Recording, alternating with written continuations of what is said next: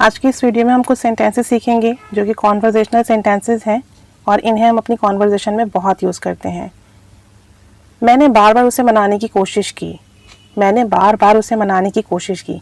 अब यहाँ जो वर्ड है बार बार, इसके लिए आप अगेन एंड अगेन भी यूज़ कर सकते हैं, लेकिन अगर आप एडवांस इंग्लिश में बोलेंगे तो ओवर एंड ओवर या ओवर एंड ओवर अगेन इसका यूज़ करेंगे। कोई भी काम जो आप बार बार करते हो तो बार बार के वर्ड्स के लिए ओवर एंड ओवर या over and over again use करेंगे और जो भी आपका सेंटेंस होगा आप वो बोलेंगे। ये सेंटेंस के अमूमन लास्ट में ही आता है।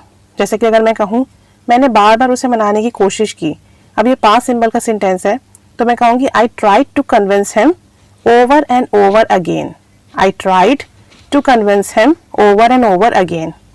एक और सेंटेंस देखते हैं। उसने मुझे बार बार धोखा दिया।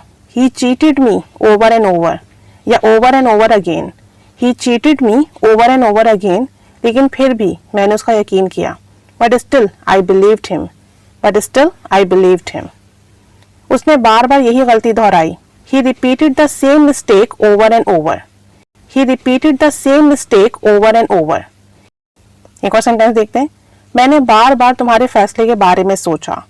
I thought about your decision over and over. I thought about your decision over and over. एक लास्ट सेंटेंस देखते हैं। मैंने बार बार तुम्हें मना किया लेकिन तुम नहीं माने। I forbade you over and over, but you did not obey me. या did not listen to me. I forbade you over and over, but you did not listen to me. अब दो सेंटेंसेस आपके लिए हैं। मैंने उसे बार बार call की। उसने मुझे बार बार एक ही ऑफर की।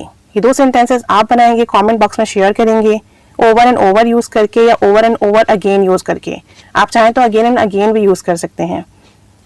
इन सेंटेंसेस की प्रैक्टिस कीजिए, अपनी कॉन्वर्सेशन में यूज़ कीजिए। Keep staying with us. Thanks for watching.